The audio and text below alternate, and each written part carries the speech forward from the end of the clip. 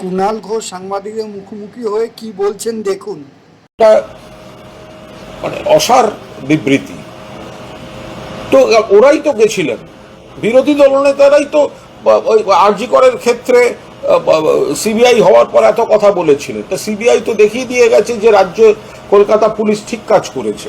তো সুতরাং কখনো তারা সিবিআই চান, কখনো সিবিআইয়ের উপর তারা বিরক্ত হন, এবং মানুষ বুঝে গেছে যে কেন্দ্রে বিজেপি থাকার দরুন সিবিআইকে চাপ দিয়ে কিছু কিছু ক্ষেত্রে তারা রাজনৈতিক লাভ তোলার চেষ্টা করেন।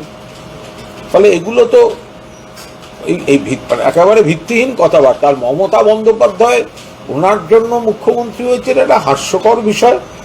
বরং বলা যেতে পারে মমতা বন্দ্যোপাধ্যায়ের জন্য ওনার এবং ওনার পরিচিত ঘনিষ্ঠ বৃত্তের অনেকে রাজনৈতিক অনেক বড় বড় পদ পেয়েছেন। সেই কৃতজ্ঞতাটুকু মমতা বন্দ্যোপাধ্যায়কে ওনাদের দেখানো উচিত।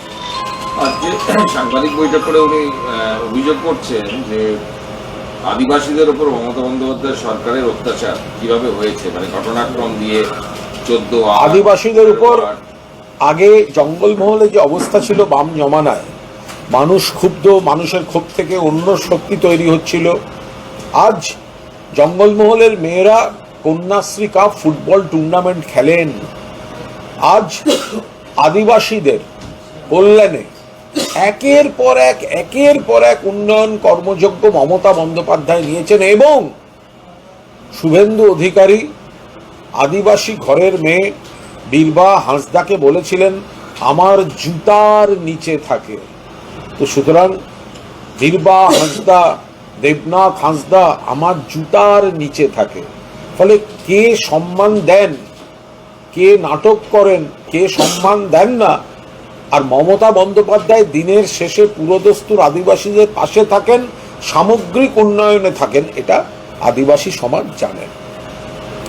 শুভেন্দু অধিকারী বলছেন পুলিশ তৃণমূলের স্বেচ্ছাসেবক হয়ে কাজ করছে, 350 পুলিশের নাম দেবো, 350 জন, এখনো বুদ্ধি গায়ে দেয়নি। এগুলো একটা একেবারেই ব্যক্তিগত হতাশা থেকে কথাবার্তা।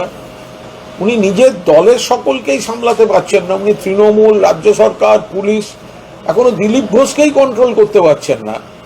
উনি যাচ্ছেন পুলিশ নিয়ে ভাবতে। তো যখন ওনারা বলতেন কাল সিবিআইকে অমুকের বাড়ি পাঠাবো, ইডি যাবে নোটিশ অমুকের বাড়ি, তখন মনে হয়নি যে সেন্ট্রাল এজেন্সিগুলোকে ওনারা ওনাদের পার্টির সংগঠন হিসেবে ব্যবহার করছেন?